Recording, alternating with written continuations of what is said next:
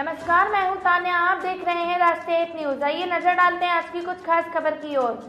हिसार एक माला में दर्जनों मनके होती है और उनको जोड़ने के लिए एक धागा है। यदि यह धागा टूट जाता है तो सभी मनके बिखर जाएंगे। इसी तरह धर्मनिरपेक्षता और सांप्रदायिक सद्भाव इस देश को जोड़ने वाला धागा है। यदि यह धागा कमजोर पड़ता है तो देश की एकता अखंडता कमजोर होगी।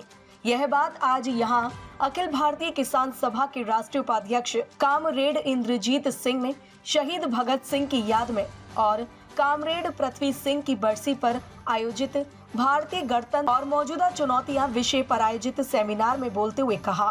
सेमिनार में अध्यक्षता आनंद देव सांगवान और सूबे सिंह बुरा ने और संचालन दिनेश सिवाच ने किया। इसी मौके पर वरिष्ठ कृषि विशेषज्ञ डॉक्टर स्वामीनाथन को याद करते हुए उन्हें 1 मिनट का मौन रखकर श्रद्धांजलि अर्पित की।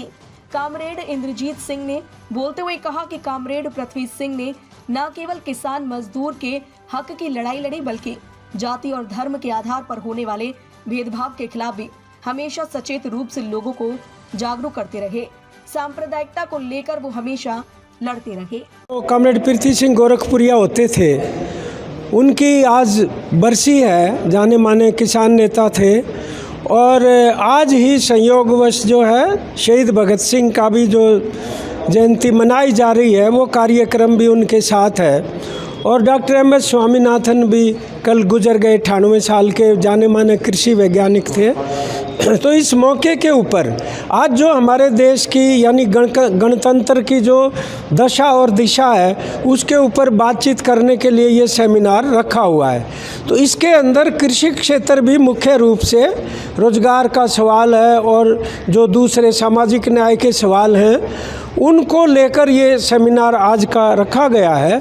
तो इसके ऊपर अपन रखेंगे पूरी की पूरी बातचीत के हमारे संविधान में जिस तरह का वो हमारे लक्ष्य निर्धारित उसके अंदर किए हुए हैं, चाहे उसके अंदर हमारा संप्रभु और सोशलिस्ट सेक्युलर डेमोक्रेटिक रिपब्लिक हम जो उसको कहते हैं, तो संविधान की दृष्टि से अब पिछले खासतौर पे 9 साल से जिस प्रकार के उसके ऊपर हमले हैं वो बड़ा एक चिंता का सवाल है।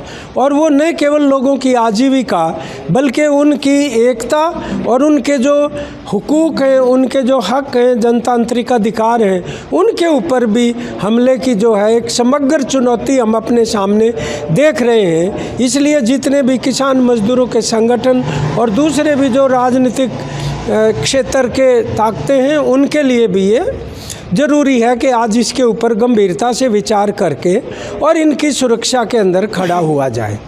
आज सर कौन कौन से संगठनों ने और कौन कौन से किसान ने अन्य लोगों ने बात? नहीं, ये किसान सभा की अखिल भारतीय किसान सभा की हिसार तहसील की तरफ से आयोजित है।